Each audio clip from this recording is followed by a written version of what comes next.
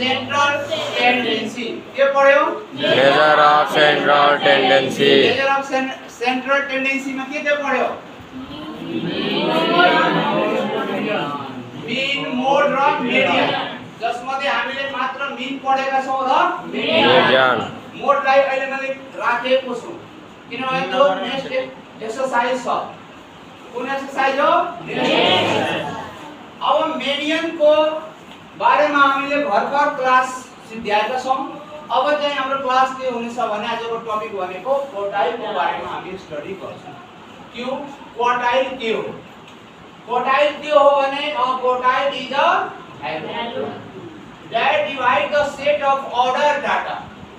data मा रहेको set is dividing by the four equal part is called the के भनेको छ भने क्वार्टाइल जस्तै मैले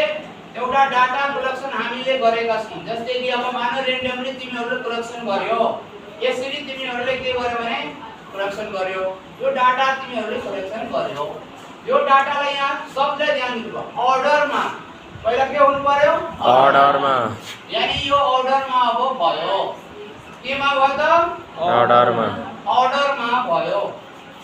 अर्डर भनेको एसेन्डिङ डिसेन्डिङ अर्डरमा हुन सक्छ अर्डर भनेको एसेन्डिङ र डिसेन्डिङ अर्डरमा पनि लेख्न सकिन्छ अब चाहिँ यो भइसकेपछि यसलाई कति पार्टमा डिवाइड गर्ने त 4 इक्वल पार्ट कति 4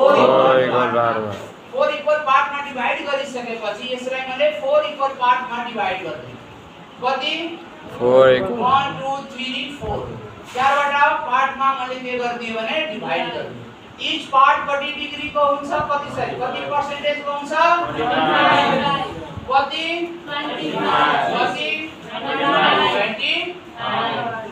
इच पार्ट कति को हुन्छ 25 सबै मिलेर कति हुन्छ 100%। अब यहाँ हुन्छ Q1 यहाँ हुन्छ Q2 यहाँ हुन्छ Q3 त्यसकारणले यसलाई 75% पनि भनिएको छ यसलाई 50% भनिएको छ यसलाई 25% पनि भनिएको छ 25% भन्नु बित्तिकै Q1 हो 50% भन्ने बित्तिकै Q2 हो